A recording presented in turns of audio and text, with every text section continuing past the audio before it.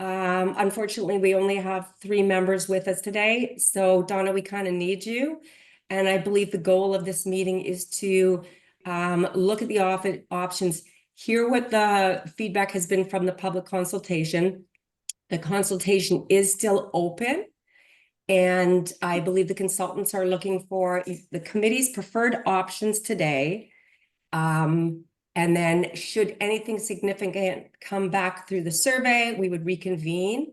However, I don't think that, I think that we'll have had almost as much as we can get. So I'm turning the meeting back over to you, Rob. All right, thanks, Patty. So we did have the motion to approve the agenda, moved by Bill and seconded by Donna. Can I vote to accept the agenda as presented? Show of hands. Perfect, thanks, that passes. Disclosures of interest. Not seeing any. And the minutes from the previous meeting, mover and seconder, if there's no corrections on the minutes from the previous meeting, that's Donna and Bill, and all in favor? Donna too? Perfect. Donna, if you can just say yes, or where's your visual? Oh, sorry, that's my visual doing that. Sorry about that. Yeah, I've got everybody on. Yes. Okay, Can you hear me? good.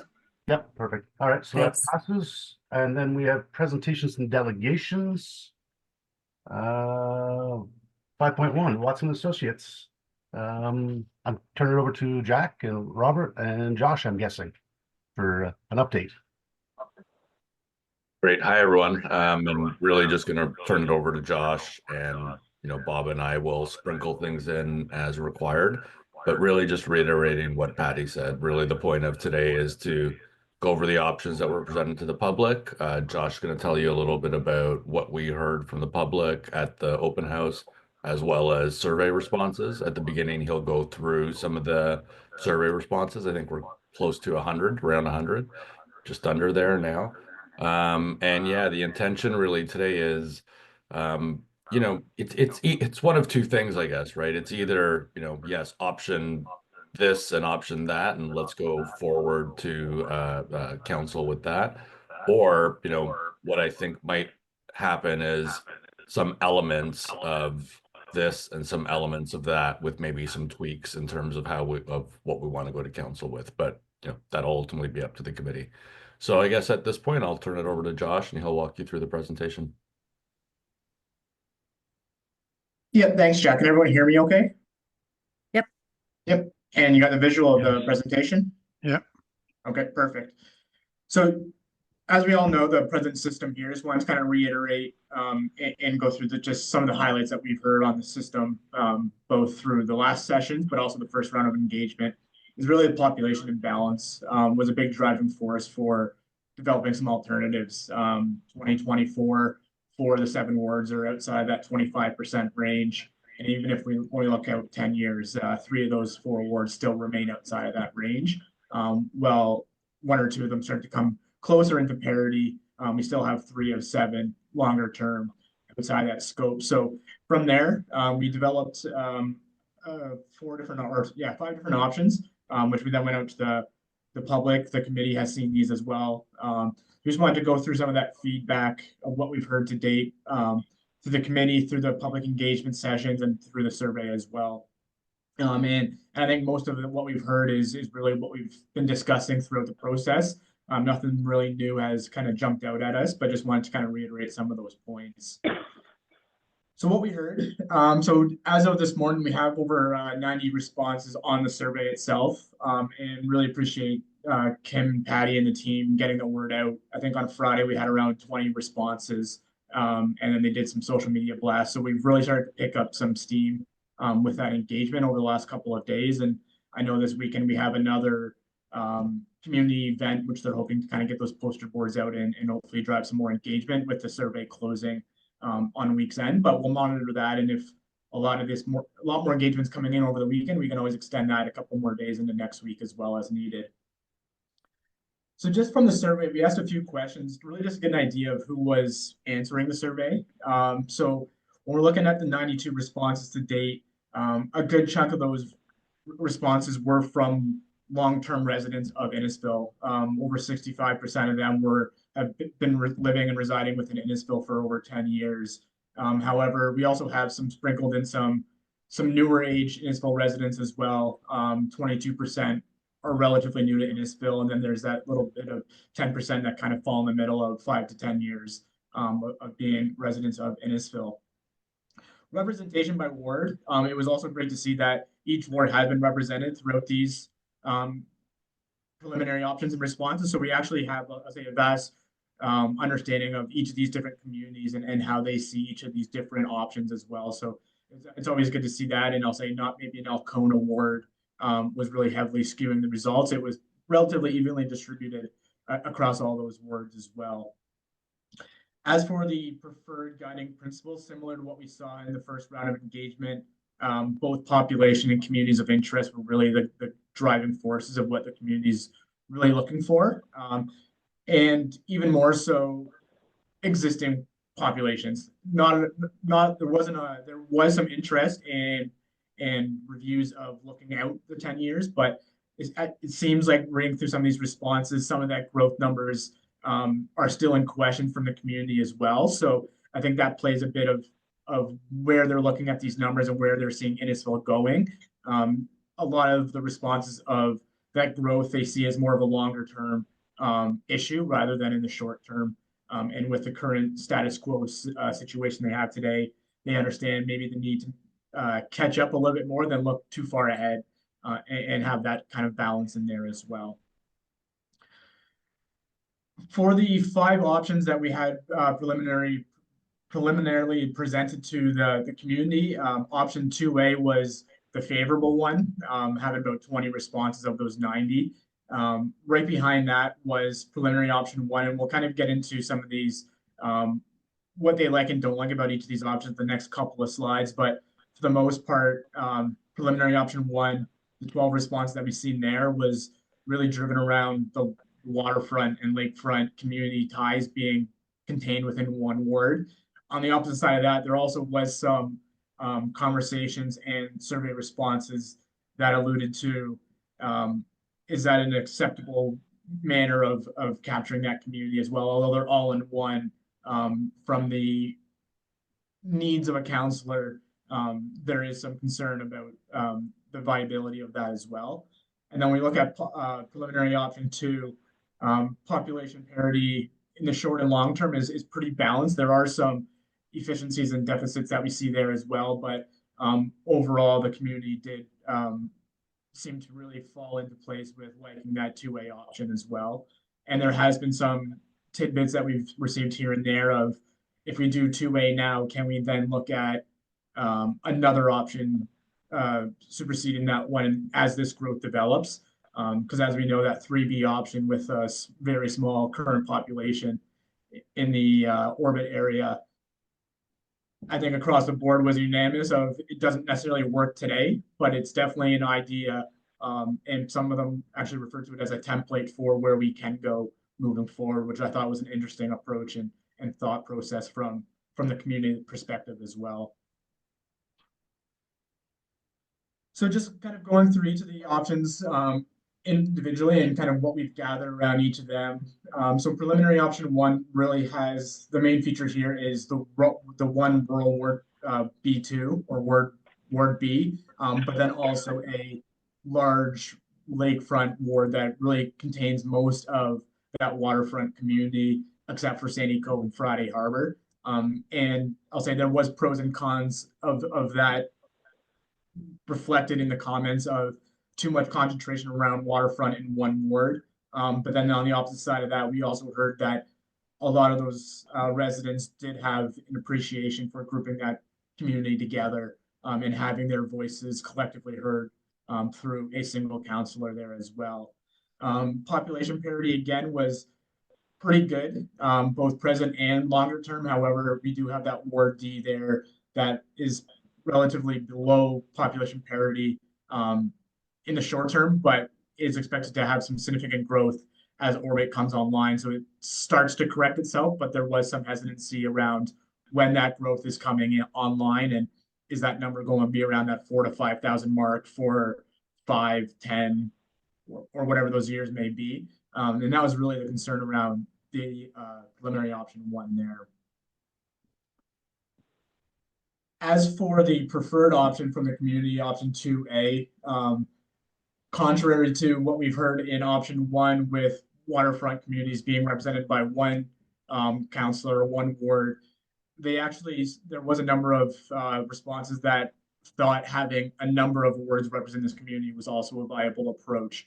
And in this case, 6 of the 7 wards do have waterfront access or communities involved there. And that was one of the pros that option 2A also has seen, similar to what the existing status quo configuration is kind of presenting today as well. This option, though, does divide that rural ward into two, but that Ward C, as we can see, is more of a rural in nature, but also includes Guildford and some waterfront community there. And this is really where we started to hear some of the comments of it works relatively well now. We're starting to see some growth come on, and by 2034, things are kind of getting to parity, but things are also falling away from parity with that growth numbers. And that's where there was really some discussions around what happens then, and whether it's, I'll say 3A is looked at in the longer term, or a review is maybe redone and reviewed as well in the longer term to repopulate once we know where that population and growth has developed and at what magnitude over the next number of years. Another common theme that we did hear out throughout the process, or more so in the second round of engagement, was the Sandy Cove Friday Harbor divide.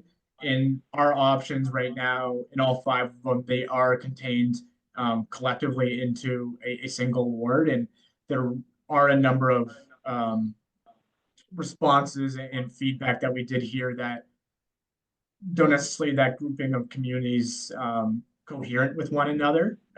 But from a population perspective, if we look at Friday Harbor, there is going to be some growth happening up there, as well as in Sandy Cove. But once we start to divide them, I'll say where maybe the question is, where would one of those fall in? And we haven't been able to really locate an area of, if we do divide them, how do we group Friday Harbor with another ward, or Sandy Cove with another ward, as from a population parity perspective, they really don't meet that 25% range individually. So it's another question of, we've grouped them from a geographical standpoint and population standpoint, but there has been some feedback of maybe that's not the best approach moving forward from the community's perspective, that is.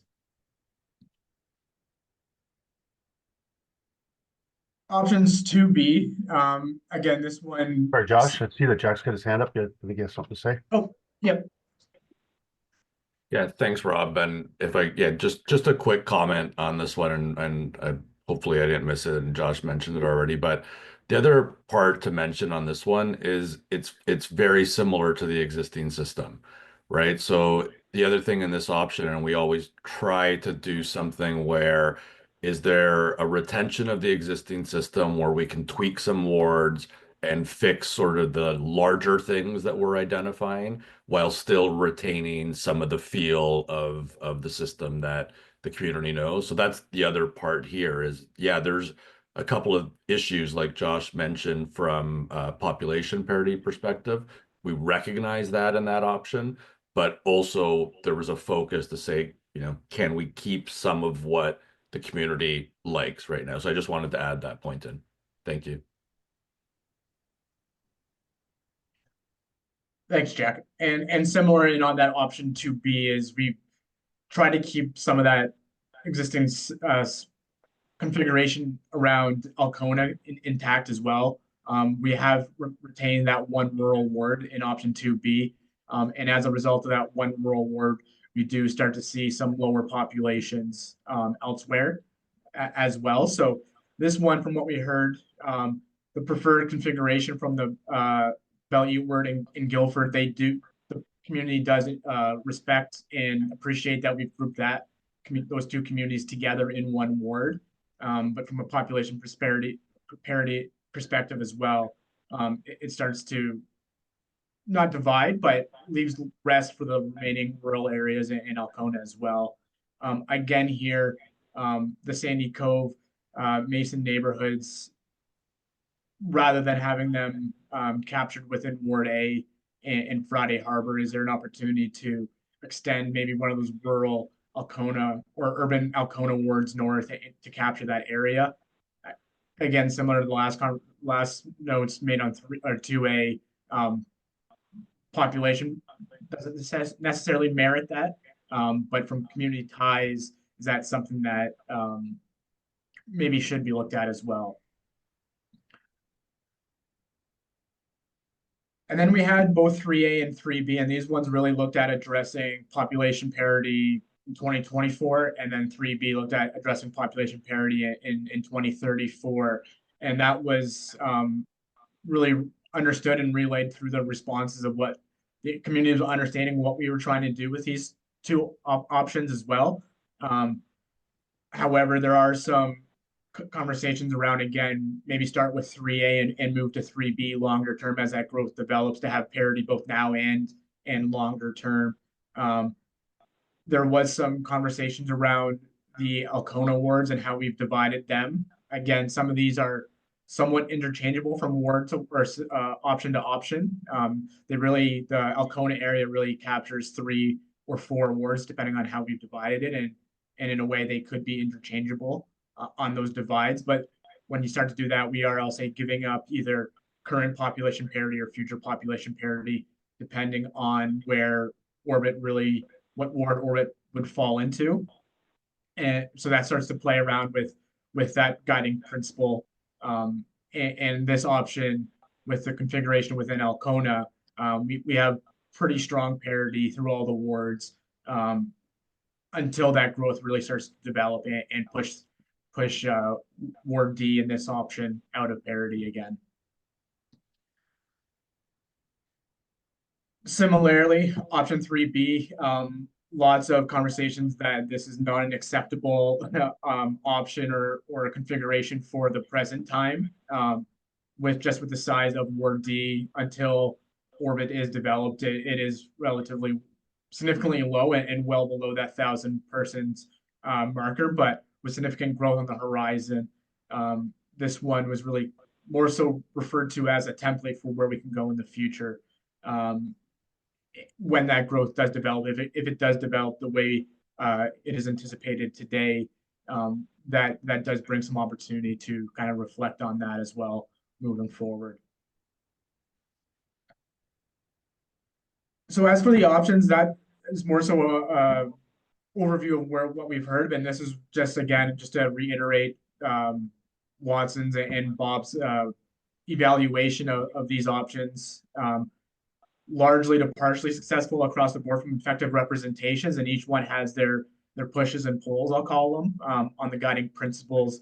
And from the community perspective, the preference really was option 1, which offers a pretty large change in the status quo scenario, but offers some good communities of interest ties.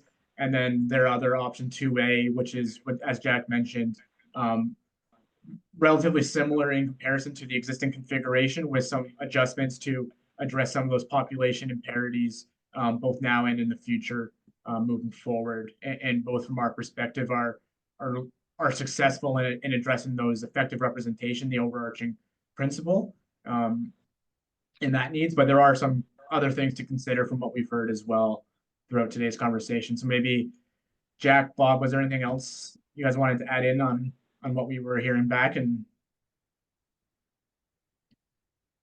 not right now. I think I'd rather, like, at least from my perspective, I think you hit it all, Josh, and curious to see what the committee thinks and have some discussion around that. And I'd echo that, Jack. I'm happy to wait and see what the committee thinks, where we go from here.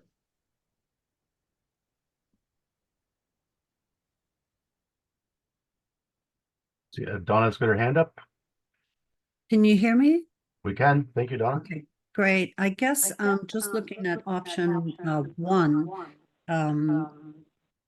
sorry for the two things going at once. You've got the orbit split into 2 wards, which is good, but you've got wards splitting across Innisfil Beach Road, a major arterial road. is that something that is done in other communities, or how is something like that looked at? It may create parity, but I just wonder for, a counselor handling two different ends on a main arterial road split. Is that normal? Is that something that is done? Could I jump in on that? Donna, this is an interesting challenge that we often have. At the moment, Innisfil Beach Road is used as a boundary, but in other respects, one of the ways to think about that is, and I use this word often, it's a spine. That the places on either side of the road have connections to one another, especially the businesses, the retail in particular. They have a lot in common with each other. These models would say, let's keep that interest in the same ward rather than artificially dividing them along Innisfil Beach Road. Again, it's a long-term perspective. It's always been used as a boundary, but the idea in this scenario would be that they have probably more in common with each other than they do with the respective wards, if I can put it that way. So it's trying to capture a fairly narrow band of interest along the road, but you've got to take the rest of the territory in with it. So that is a change in the approach toward using a very significant roadway, make it a spine rather than an artificial barrier. Right. And if I may continue, Rob, thank you. Just the Ward C being the full waterfront, I'll just try disconnecting on the one. You can still hear me? I'm just shutting off one microphone. Thank you. It does, I understand that it covers the uniqueness of the concerns of waterfront properties. But the problem is that there is still a lot that are seasonal. So you have the population, but many exit and go back to their homes in Toronto or wherever. So it's not covered fully during the year. And it's hard to get them involved in input or attending meetings that would impact their ward until the summer. And then you're flooded with the concerns of those. I think in looking at your report, the fact of having the rural as one ward, which is B, because it will have the least growth area, makes sense for me. I wasn't surprised that we have low turnout. That seems to be typical. And I think that for, as I'd mentioned before in person, many people don't know the ward that they live in. They don't care about the ward that they live in or how it's split. They only care about who's my counselor and a name and a phone number when I have a problem. But this is about helping the counselors with a common interest. So just that feedback. That's the only one I think would have a little bit of a problem, that Ward C would be a concern that could dominate council meetings throughout the summer season, spring, summer, and early fall. Thank you.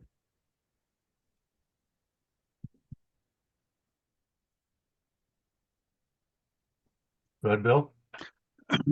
Thank you. Yeah, I have the same concern.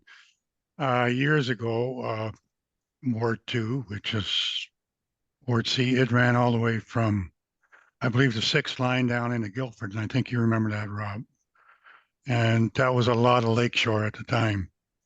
And I was the counselor there, and, you know, just exactly what Donna just said, you know, like when June, July, August comes around, I mean, you're on the phone 24 hours a day and running around.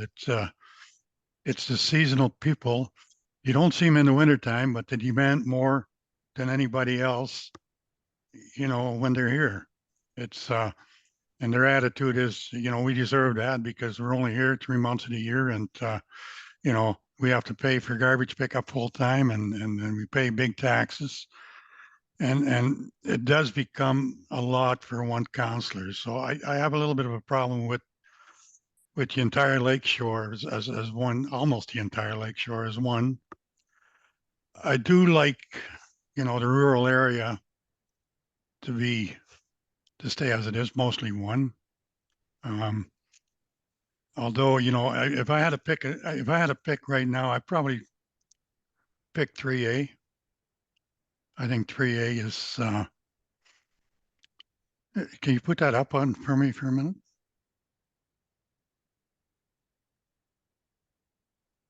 Yeah, it takes in quite a bit of lake shore, more like it was, you know, before the ward boundaries were changed.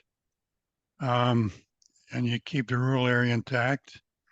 And I also like the fact Ward A and Ward G that they're split, you know, Sandy Cove area. So that would be my preference. It makes sense. And if I look at, even if I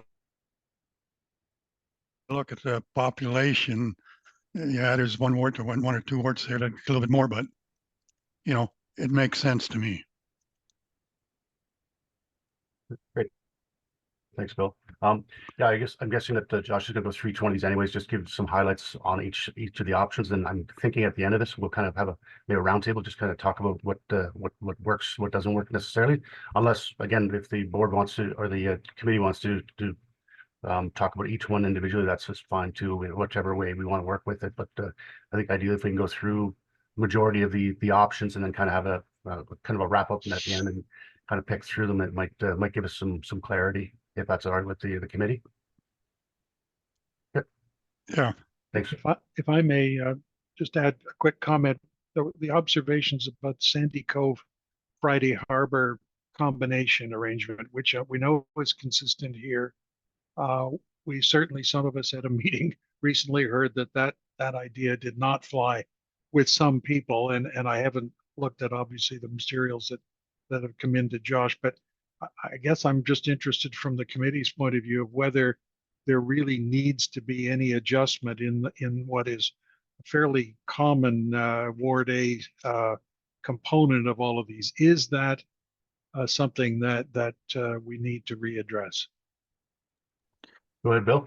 Yeah, you know what? I sit on the Big Bay Point Association Committee, and I mean, they carry a bit of weight up there, and they're not happy with the fact that it's always, you know, a representative from Sandy Cove that, you know, that basically is a counselor for Friday Harbor and Big Bay Point as well.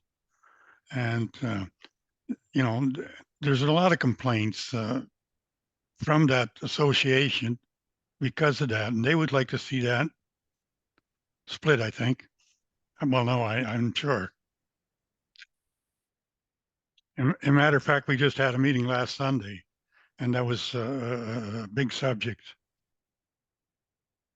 Well, if I can, Mr. Chair, is there another way to divide that? Or is there a way to divide that? Sorry, that's a better question. I mean, if there is a line that could serve this purpose, it would be helpful to get that into the mix as soon as we could. John, you have a question? Through you, Mr. Chair, that was their question as well. How can we do that? And I basically said I'll bring it back to our committee and see if we can come up with anything. Great. Sorry, Donna, you have a question, comment? Just a comment that I'd wondered before if these Sandy Cove acres, the Sandy Cove settlement area as well, would be grouped in one in Ward G.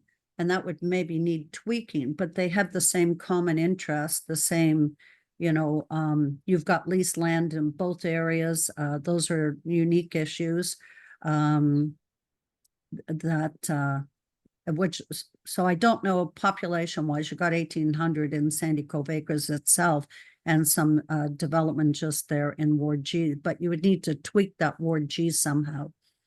It is currently one of the lowest populated wards. And in 3B, it continues to be the lowest, ward. So I had wondered before if it wouldn't make sense having that and how you would adjust the numbers afterwards, but just a thought. Thank you. You got something, Jack? Yeah, thanks. Maybe just to Josh, to me, I think, and Josh could confirm, I agree, Donna. There's probably some spots, like I even look at if Josh wants to put 2B up just for discussion purposes for a second. Like, does it make sense for Sandy Cove in this example to go with the waterfront Ward F? So I think there's places where we can put Sandy Cove. My question to Josh is, if we take Sandy Cove away from Ward A in this example, what happens to Ward A? Can it stand alone once we remove Sandy Cove? Because if the answer is yes, then I think we might be able to look at some other options. But Josh, you want to comment on that? Yeah, there's a significant population in Sandy Cove acres and the settlement area. I can take another look at those numbers and compile them to see what that would look like, but you would see a pretty big drop off of Ward A from a population perspective.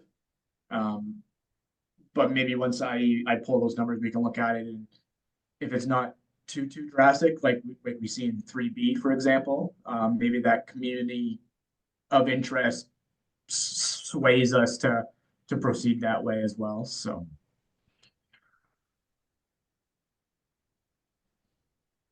A Watson takeaway there will be, let us take a good look at Sandy Cove and see some of the impacts of what that does when we pull it out of Ward A. Go ahead, Bill. Yeah, I think one of the big problems is that, Sandy Cove has the population of that ward that votes.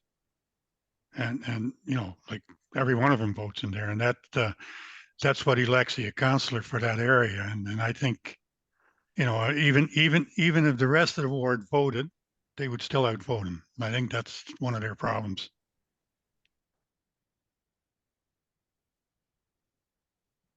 I guess we'll continue on. I think probably one of the key points I would probably bring out is, even the survey seems to have, identified, everybody's looking at communities of interest, everybody's looking at representation by population, and we as committee should be looking to find what checks off the majority of the boxes as best as possible.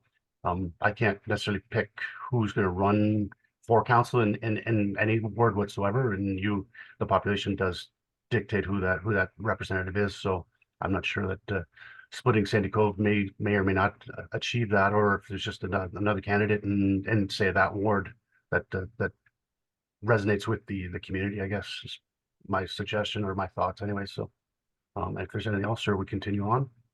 Go ahead, Donna. Just that in Ward A with Friday Harbor, council voted to change the residency from seasonal to permanent. So that increases the numbers of that. They're also building new units, so their population will increase as well for that. So I think a good argument to a good consideration to look at splitting Sandy Cove and finding another ward that it could fit into, and especially that one that is on quite a few of these options tends to be lower and has a common interest. I agree with that. We continue on, I guess, Josh. yeah, and maybe just a follow-up comment of that is, does Friday Harbor, what's the community ties with Friday Harbor have to where? Do they have community ties with Stroud, or are they more so independent on their own and go maybe into Barrie for their needs? Seeing head nods, yeah, okay. I think Friday Harbor is its own animal essentially, right? Like that. Yeah. I don't even know that Friday Harbor really resonates with Big Bay Point as a whole as well, where that's more older, established cottages and stuff. So as opposed to the resort community that Friday Harbor has become. So again, it'd be tough to try and separate them, I believe. But again, the numbers will dictate where we go with that. So, but, sorry, Don, is your hand up again? Sorry, just yes. The one thing is it's not in the planning right now, but it's been approved for the Tollendale Village expansion, which would fall in Ward A, and that would increase the numbers of senior population quite high in the future. It may take the third election to actually get, that completed. They're, in the fundraising part right now.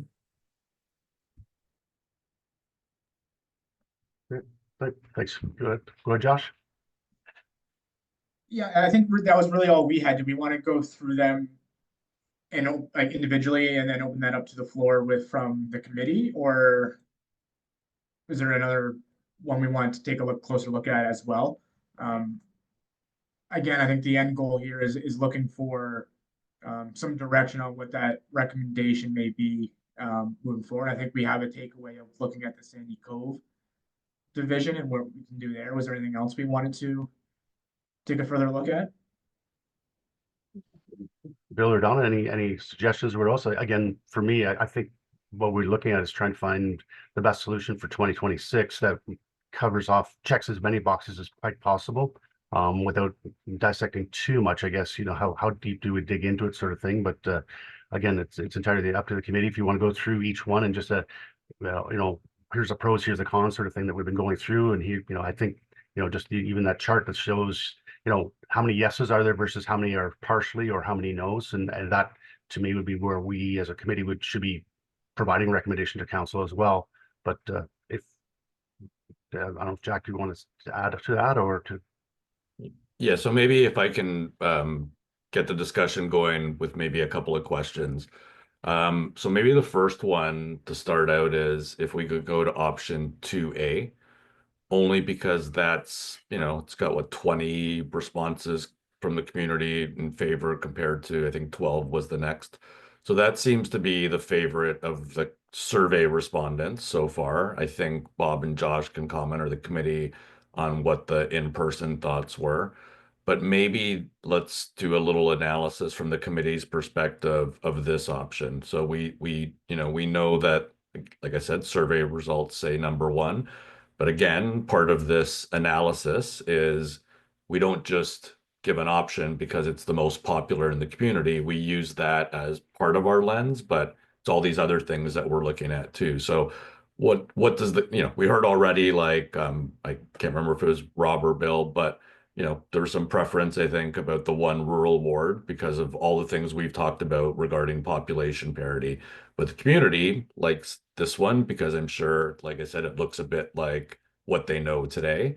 I'm guessing because it maintains 2 rural wards, especially because the survey respondents were largely people who had lived there 10 years plus. So that, history, that retention of those types of things that Innisfil was and is, but maybe not is going to be, are important to those survey respondents. So maybe I'll stop there, a little bit of context, but what do the committee members think about this? And maybe one last thing is there are still some glaring population issues in this one, even in 2024. And the caveat, let's say this went forward as a preferred option, we would have to tell council, hey, council, this makes sense for a lot of reasons because of this preference towards community of interest. But if we got appealed, we are not sure that we would be able to defend the population imbalances in this option. So I'll stop there and then I'll let the committee give some thoughts. Bill, go ahead. Thank you, Mr. Chair. I agree. I mean, it's the option is a good one, but the population variance, whether it's 2024 or whether it's 2034, is huge. And that's the thing that concerns me. How do you tell one councillor you're going to be looking after 15,000 people and the other one after 5? It just doesn't sit right with me. That's the only problem. I like the division, no problem with that, but it's the population. What do we do? Do we look at it again in 4 or 5 years to see, or 10 years? I don't know. To say, well, we really have to balance this population out, or do we do it now? Donna, you have something? Yes, I think that probably why it was popular, it looks very similar to what we are now. There's a minor tweaking. And I think, counselors that contribute that, like, one comment was, well, let's keep it status quo.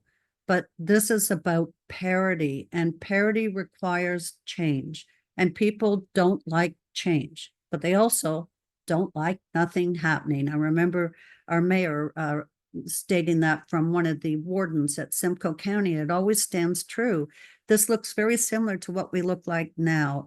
And I remember reading in your reports that the agricultural area, Ward B, is going to have the lowest change in the future. So if we want to, the whole goal of this is parity. We have to look at parity. That is the goal. We may not like the way it looks, but it's about parity and fairness, you know, and how we handle that. And if it is the one, 3B was mentioned as having the long-term parity as the orbit develops, but then it would be up to, if that one was one that was given to council, how would the town handle parity compensation or support for the person that has the lowest, while others have 3 times the workload?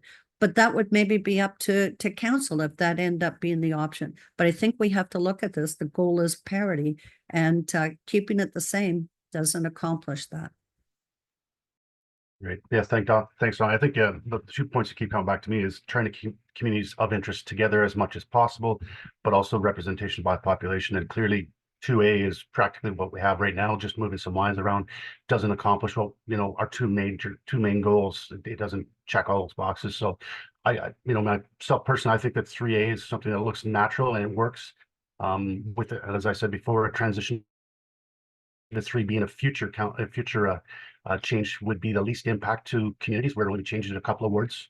It is a bit different than what it is right now, but it actually does seem to check almost all the boxes for 2024 all the way up to about 2020 or 2030. And then ideally 3B would probably be the natural progression after that period to absorb it all. So, but again, it's good to have full discussion on all of the options and just kind of the pros and cons. But, you know, again, as Bill said, looking at, you know, the 4,900 people in 2034 in Ward C versus 15,000 in Ward E, obviously we haven't accomplished our mandate to bring parity. So again, open to for further discussion and keep going, and or if Jack has any more to add. No, I like personally and professionally, I agree with all those sentiments, right? Like I like that the committee is bringing our focus back to what our mandate is, and I agree that this hits a lot of the boxes. But if part of the reason we're doing this is recognizing the growth that's happened in Innisfil, that it is a different place today than it was, then I agree that this just doesn't do it, and it doesn't. If we put it forward, I have a feeling that we can be easily critiqued, saying you had a specific mandate and you're really just giving us a tweak to what we have. And we've said before, right? And Bob, I like the way Bob puts it. Like I love the analogy of a car, right? And bringing it into the mechanic. That's what we did. We lifted the hood, and the options that we said are, you know, oil change and spark plugs, you know, a complete engine tune-up or a complete new engine, right? And I think what we're saying as a committee and as consultants is that when we open the hood, we're recognizing that the oil change and spark plugs, we're just not going to get it done. And we have to start, you know, getting into something a little bit more complex. So is it fair to say then that, you know, from our perspective, 2A is not going to go forward as a recommendation because it kind of significantly doesn't address population parity? That would be my suggestion. Committee seems to be in agreement completely that 2A is not something we would consider presenting to council as our recommendation. All right, so maybe we'll move off of that one and look at some of the other options to try and zero in on our best option and best opportunity. And maybe if I may, just because it goes right along with that conversation, 2B starts to, you know, fix a little bit of those things that are problematic in 2A, but doesn't, I guess, fully get there. Do we think that, and I'll caveat this, it sounds too like from what we've heard and what we're talking about, especially with the level of growth that's going to occur and some of the uncertainty about where and how fast, that the focus, and I can't remember if it was which committee member said this, but the focus should be on 2024, 2030, but once we get out to 2034 because of that uncertainty. So is it fair to say 2B is also off the table because of those issues that we see in 2024? Or do we still want to talk about this one a little bit more? Go ahead, Bill. No, I think this one is off the table too myself. You know, like we got to stick to our mandate. We're doing this because of growth and because, you know, the population, it just, you know, the wards aren't distributing, the population isn't distributed properly amongst the wards. I can see 1,000, 1,500, 2,000 difference, you know, in some wards. That's going to happen because you got the rural ward. But, you know, the smaller wards with the population, I mean, we should try and get it within, you know, the percentage that works. So to me, 2B doesn't make sense either. I think again with this, see the word D with 3,900 and word A with 10,000, obviously kind of is completely skewed again and doesn't hit our mandate. I did some research actually this past weekend and was surprised to find out that even like federal and provincial ridings all seem to be about 109,000 everywhere. Even though you got some rural and whatever else, kind of like how Innisfil's got different spots, whatever else, but they all seem to have almost that same number as well too. So I think for us to defend it, we need to be much tighter in the population itself, and while trying to keep some communities together. So I don't go ahead, Donna.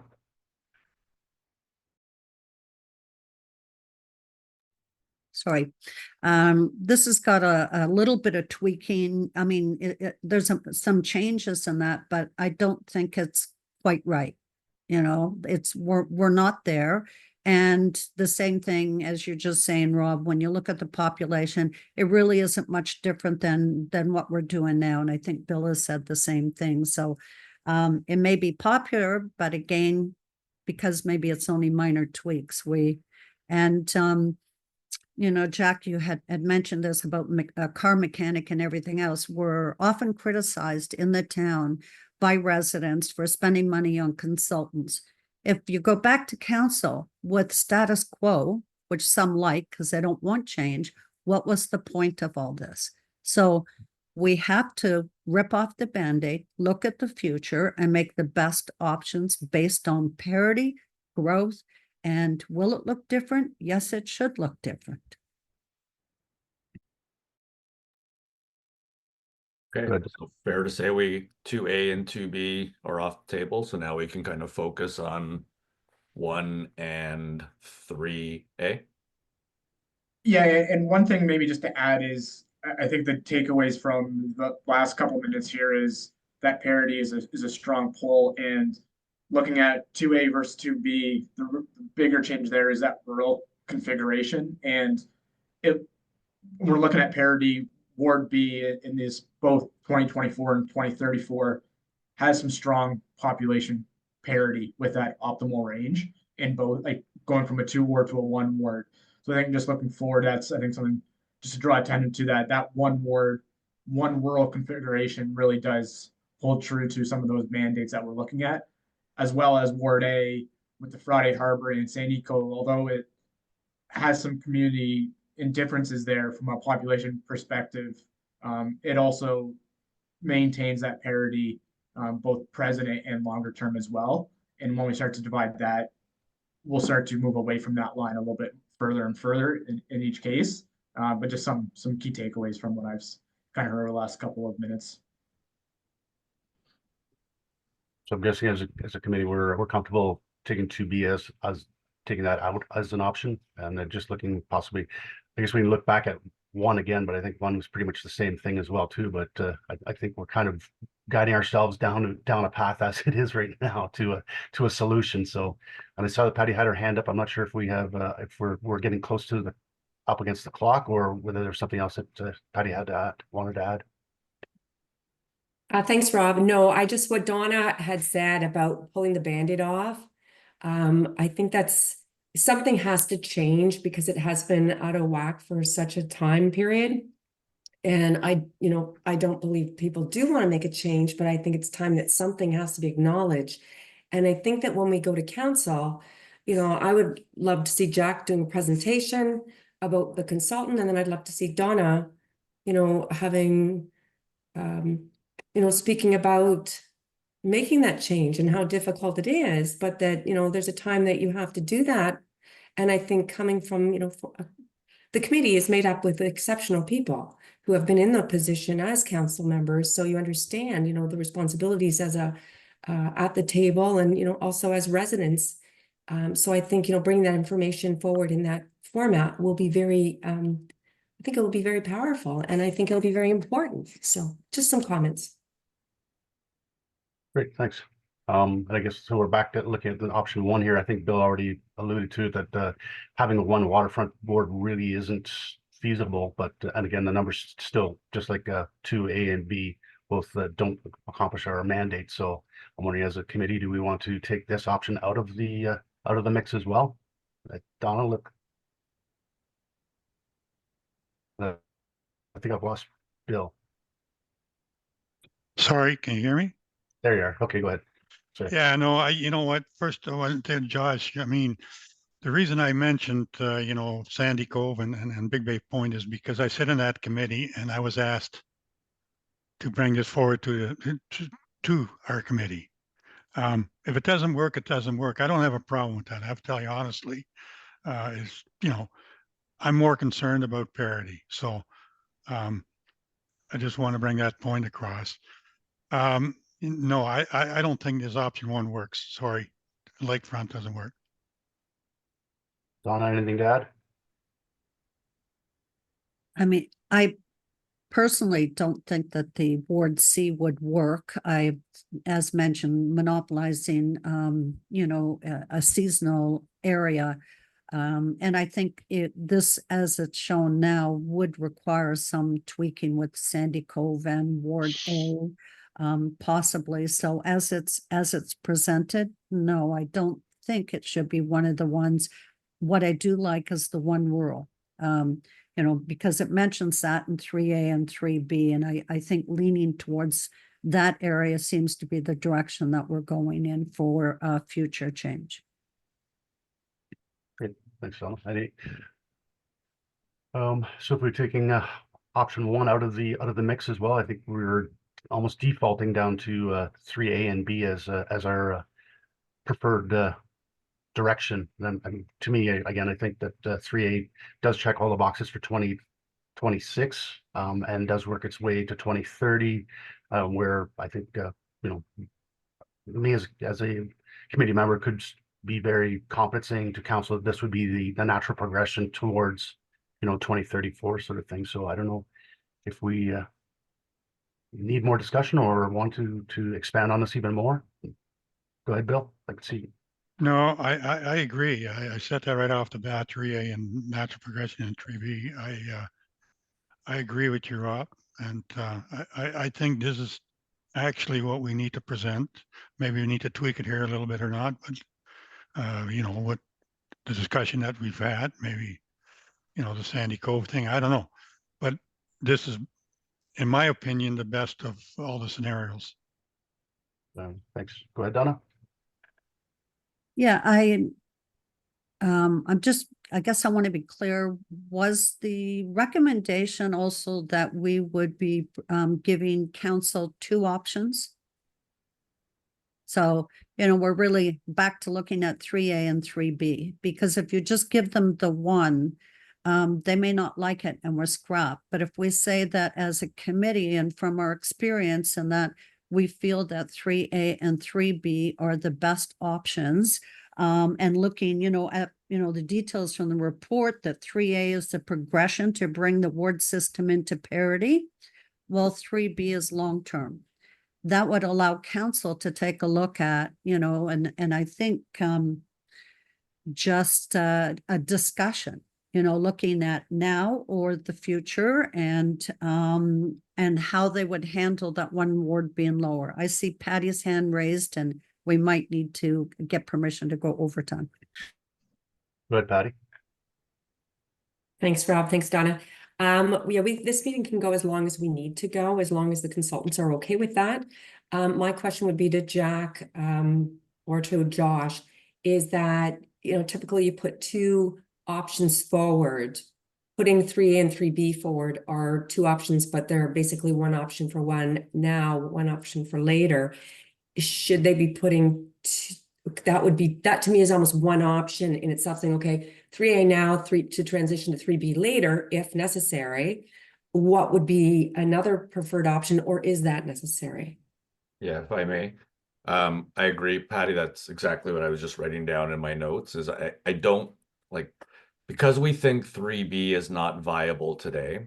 It's similar to something we did in Caledon where we gave council an A and B option, but the understanding was the B option doesn't work until growth hits a certain level.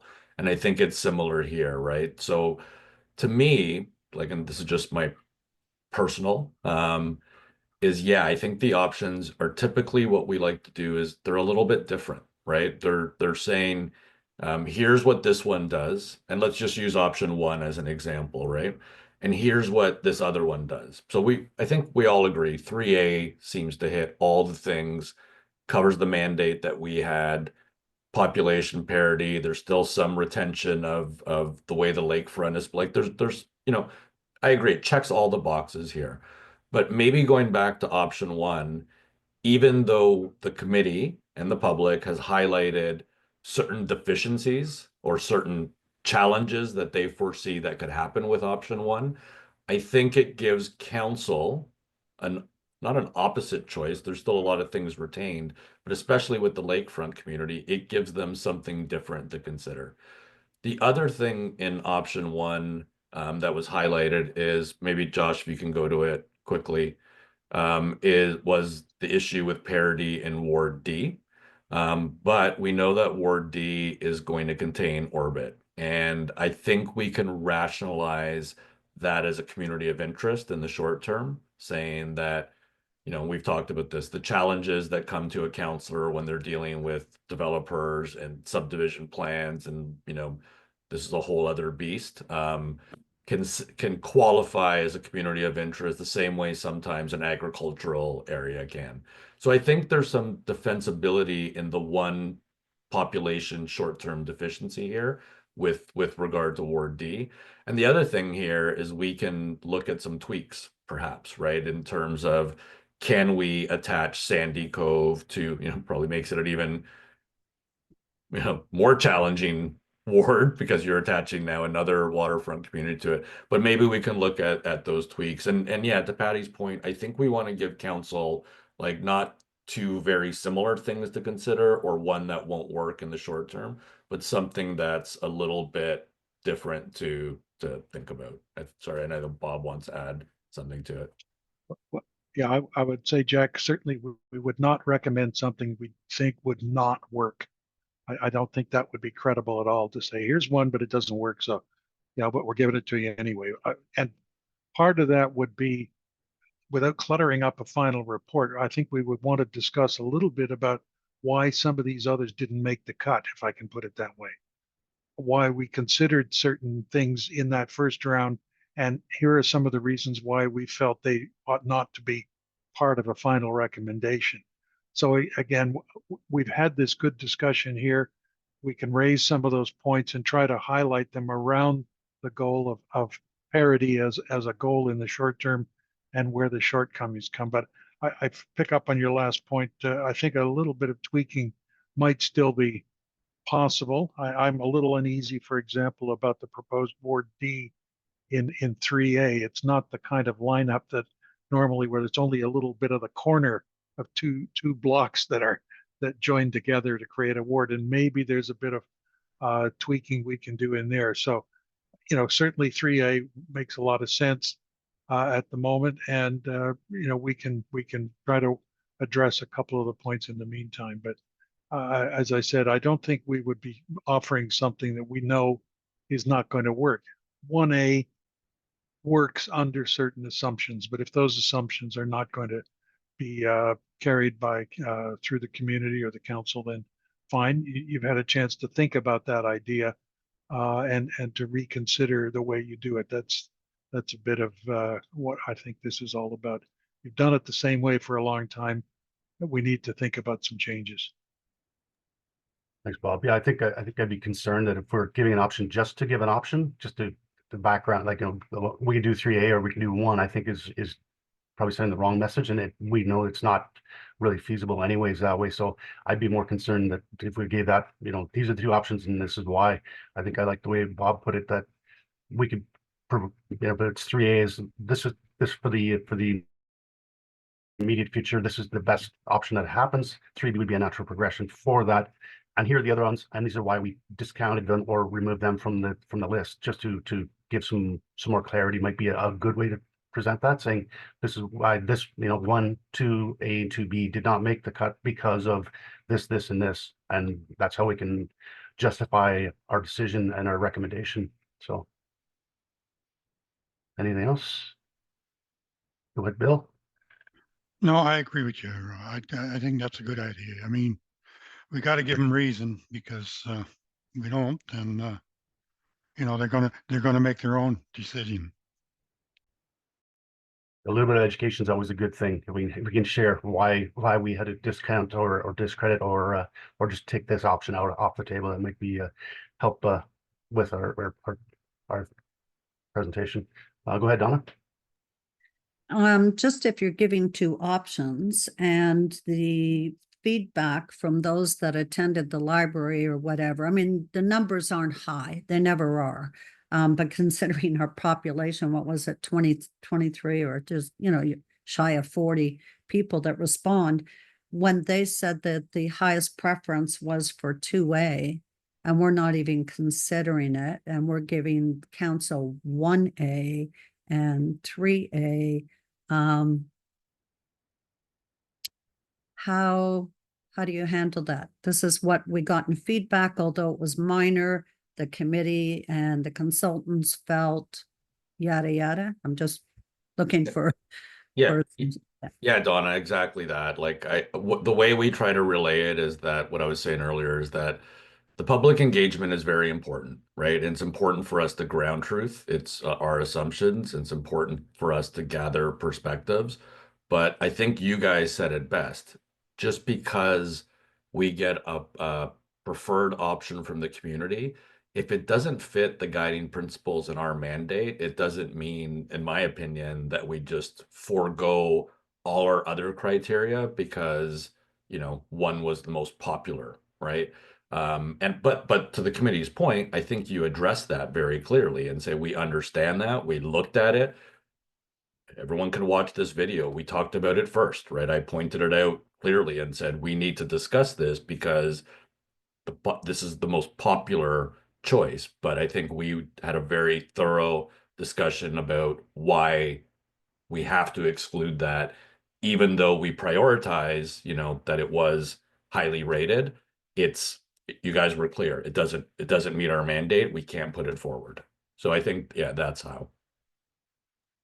How do you had something to add? No? Okay, sorry. Excellent. Any further discussion on this, or do we want to accept the presentation and then make our recommendation so bring up. Yeah, maybe just quickly in summary, I think, make the recommendation, but I think within that, there's a couple of things, even in these options, for the consultant team to quickly go back and look at a couple of tweaks. One that Bob mentioned, we have to look at the Sandy Cove and the options we're going to put forward to see if that addresses some of the issues, or if it, like, again, going back to our priority here, if that skews the population parity too much, I think it goes back to our discussion with the other options that, hey, we recognize it. We may really want to do that, just like we talked about with 2A, but if it doesn't meet the population parity, it moves us off our mandate and we can't. So that's the only thing I would add, is allow us to sort of look at those couple of tweaks. Oh, go ahead, Donna. Perfect, Jack. That's exactly it. Because what we need to say is we listened, we heard, we reviewed it, but the data does not quantify the results of that change. So do we want to receive the presentation and then provide a recommendation pending further analysis of the Sandy Cove area? Would that be a way that the committee would like to go, or do we want to not provide a recommendation today? Patty, a little direction possibly?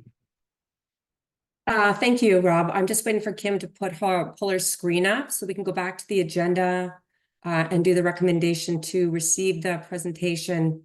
We can receive the presentation and then we'll go to the recommendation with the two options being added into it. All right. So the recommendation on the table is that the delegation from Watson Associates Economists Limited regarding item 6.1, review of public input and proposed new ward boundary options be received. Mover and a seconder, please. Bill and Donna, all in favor? That carries. And then business items, the new 6.1 recommendation moved by, I guess we get the recommendation first. From the discussion, I'm determining that the ward boundary reviewed ad hoc committee recommends options 3A for the near future and 3B for the longer term. No. Go ahead, Don. Sorry. And Bill. Sorry, weren't we looking at Option one, presentation to council? Isn't it 1A and 3A? yeah, I Because was going to ask, sorry to interrupt Donna and Rob, is Jack, should it be, is that, how did you do in Caledon when there was a future transition? Like did they put that in the motion or did they go to council with the two preferred options? And just say that, you know, for future, they should look at if the growth occurs, or was that actually in the recommendation? I'll have to go back and look, Patty, unless Bob remembers off the Okay. top of his head. So then I think for today's recommendation, I think the options 3A and the 1 be the preferred options moving forward. And then part of the discussion at the presentation to council of this information can be as a council could look at transitioning to 3B in the future if the growth does not occur. And then if they determine they want to put that into the recommendation for the fund, like when they're doing their consideration, they can add that in at that point and we'll be prepared for that. And I'll take a look at Caledon's recommendations and see how they handled that as well. Yeah, I like that, right? Okay. We would describe it that way in the report as well, is that 3A, like the other added advantage of 3A is that when that growth occurs, it gives council the opportunity perhaps to not do another full bore ward boundary review. It gives them a map that says we can move 3 lines here and you get your, growth parity again. So yeah, I like that suggestion, Patty. And it maximizes the dollar value that we've gotten through going through the consultation process, that we've got options to present, and there's also options for future pending where the growth occurs. My other question would be is, do we put it down as options 1A and 1 and 3A, or should it be, Kim, you're showing your screen, if you could get rid of that, is whether or not it should be options 3A and 1A to show the preferred option being 3A. yeah. Let's have that first and then 1A after. Kim, can you flip those two? I think that's how that should be presented, and that through the council when Jack is speaking to it and Donna, when you speak to it, same thing as talking about that. The 3A is the committee's preferred one. 1A, is an option for them as well, but that would be up to council to determine through the information that they'll be receiving that evening. Okay. Josh, go ahead. It's a small note. I think it's just referred to as 1, not 1A, just to be consistent with the report in the option. Yeah, just 1, not 1A. Perfect, thanks. All right, I personally, I have a concern that we're even suggesting 1A that we already kind of discounted, that we don't believe in. Giving the option, again, providing an option just to provide an option doesn't make a lot of sense to me. I would rather go with the committee has gone through all this, and these are the ones we've taken out, and this is why, and just go with we don't need to provide 2 options just to provide an alternative. I'd rather just go with the one that we believe covers all of the boxes, and this is why, rather than going with an alternate that doesn't really do what it's supposed to be doing anyway. So, Patty, you want to? Thank you, Rob. And I kind of tend to agree with you on that, and when the information goes to council, we would probably, we would provide them with the final report from Watson. All of those options would be in there. That if council wants to go with, through the delegation, through Jack or Watson presenting information, through Donna, discussion, same thing at the council meeting, advising on how the committee came to this decision through the discounting or going through the process of how they came to that. Is that wrong to just provide the 3A? And if council wants to go with something different, Jack, thoughts? Is there anything in the committee's mandate or in our terms of reference that said we were providing council with at least 2 options? No. If not, I see no issue with the committee. I mean, the way I see it, and from my reading of it, the committee can recommend what, I have no issue with it, right? I agree with sort of what you guys are saying, unless we had to come up with 2 to provide the council. And just on that, like, just to Rob's point, like option 1, there's feelings about why it doesn't work, but outside of that ward for population parity, it does check all, like, so it would be a viable option from a consultant perspective evaluation. But to Rob and Patty's point, if the committee doesn't think it's a viable option, then let's just go with 1. And like Patty said, the report's going to outline that, very clearly 2A and 2B don't meet the evaluation criteria in population parity. The report's going to say option 1 hits a lot of the things, but what we heard are these. And based on that, option 3B hits a lot of things, but not until the future. And what we heard was this. And as a result, this is the only one the committee thought was a viable alternative. I think that's totally fine. And if I may, Mr. Chair, normally I would not endorse sending a single recommendation to council, because there's a temptation, a bit of what Patty said, to say, let's not bother with anything. So at least they have to discuss 2 alternatives. But I think if we lay our report out the right way, that could suggest, yeah, these others could still be revived if you want.